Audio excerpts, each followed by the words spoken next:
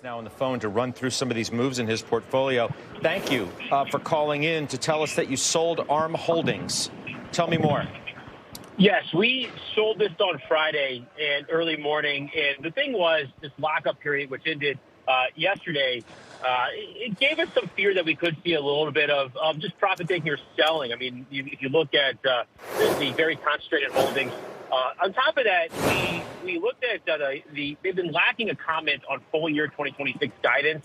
So maybe this name has gotten a little ahead of itself. We bought it at a really good level and just capturing a nice gain on it here in the near term. Okay, so you got a nice one there because we've been talking a lot about chips.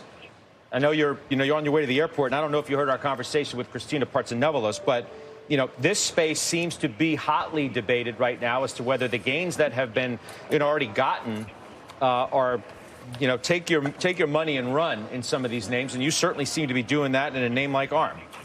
Yeah, I'm not quite at the bit of rotating out of tech and out of chips entirely.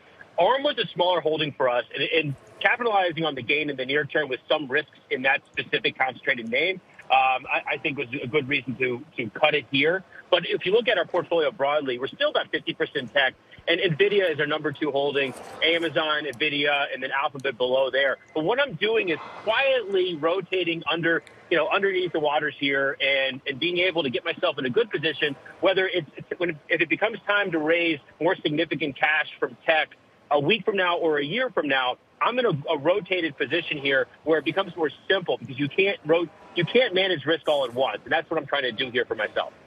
Okay, you bought more Southern Copper. Tell me about that. Yes, Southern Copper is actually breaking out today. This is a tremendous move. It's been a good-sized holding. We added in January as well, increased that position then. So this is another add for us after confirmation of the breakout. China has decided to cut their production of copper. The smelters have.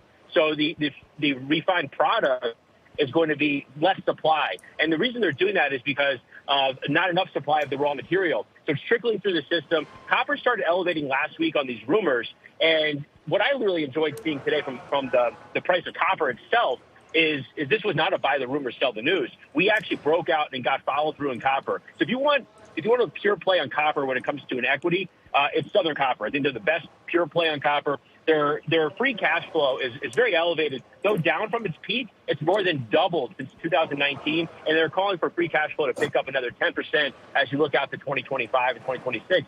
So I really like the same, and it's probably one of the best run mining companies in the entire space. And then you bought Phillips 66. Yes, yeah. Marathon Petroleum has hung around our top 10 for a while, and I also run a portfolio of only 10 names, and Marathon Petroleum is in that portfolio as well. It's been there for more than a year since I launched it, but I want to diversify a little bit in the refining space.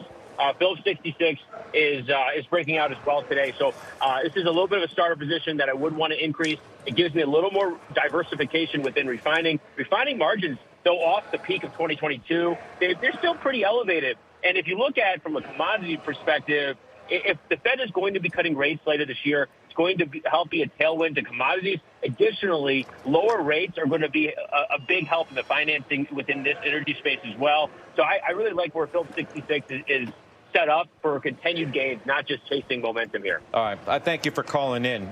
Safe travels. I know you're coming our way. I think we'll see you tomorrow here on the set, too. So that's Bill Baruch calling in.